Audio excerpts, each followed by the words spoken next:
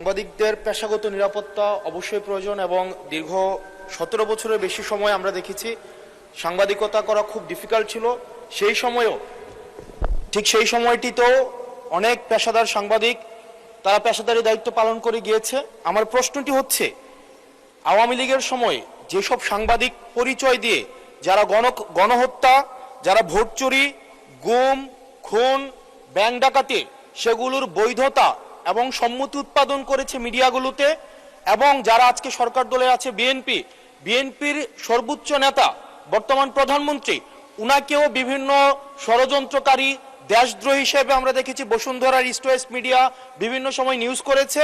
এবং আজকে যারা বিএনপি এবং জামাত আছে আমাদের এই সংসদে, তাদেরকেও বিভিন্ন সময় তাদেরকে হত্যা করার সম্মতি উৎপাদন করেছে কিছু মিডিয়া এবং কিছু নামদারি সাংবাদিক। এই সাংবাদিকগুলোকে বিভিন্ন হাউজে আবার এখন বর্তমানে পুনর্বাসন করা হচ্ছে। এই জুলাইয়ের পরে এখন টিভি থেকে জুলাইয়ের পক্ষের যারা সাংবাদিক ছিল তাদেরকে বের করে দেওয়া হয়েছে, সময় টিভিকে দখল করা হয়েছে। ইস্ট ওয়েস্ট মিডিয়া অর্থাৎ বসুন্ধরা গ্রুপের যে মিডিয়াগুলো রয়েছে তারা প্রতিনিয়ত আওয়ামী লীগের পক্ষে সম্মতি উৎপাদন করে যাচ্ছে।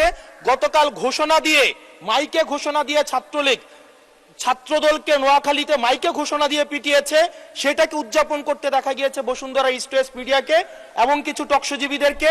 আমার মাননীয় মন্ত্রীর কাছে প্রশ্নটি হচ্ছে, এইসব যারা এই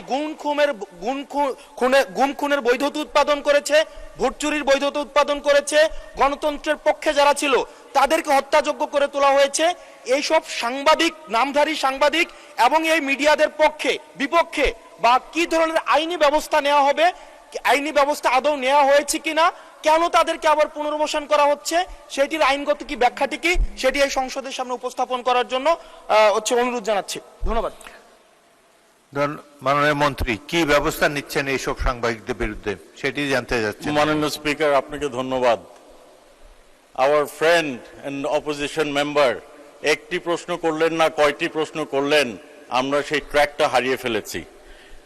আমরা একটি কথা বলতে চাই, গণমাধ্যমের স্বাধীনতা রয়েছে, তবে দেশের প্রচলিত আইন অনুযায়ী সকল যারা এই গণতন্ত্র সমুন্নত রাখার বিপক্ষে কাজ করবে, গণতন্ত্র ধূলিসাৎ করার কাজ করবে, কোনো সন্ত্রাসের কাজ করবে, সে যেই হোক, সে আইনের ঊর্ধ্বে না, তার বিরুদ্ধে প্রচলিত আইনে ব্যবস্থা নেওয়া হবে। সেটি যেই সাংবাদিক হোক, আর আমাদের পলিটিশিয়ান, বিজনেসম্যান, চাকরিজীবী আইনের ঊর্ধ্বে তো কেউই না। কাজেই কেউ যদি আইনের বিপক্ষে কাজ করে তার বিরুদ্ধে বাংলাদেশ জাতীয়তাবাদী দলের নেতৃত্বে যে সরকার গঠন হয়েছে, মাননীয় প্রধানমন্ত্রীর নেতৃত্বে যে সরকার গঠন হয়েছে, সেই বিরুদ্ধে নিশ্চয়ই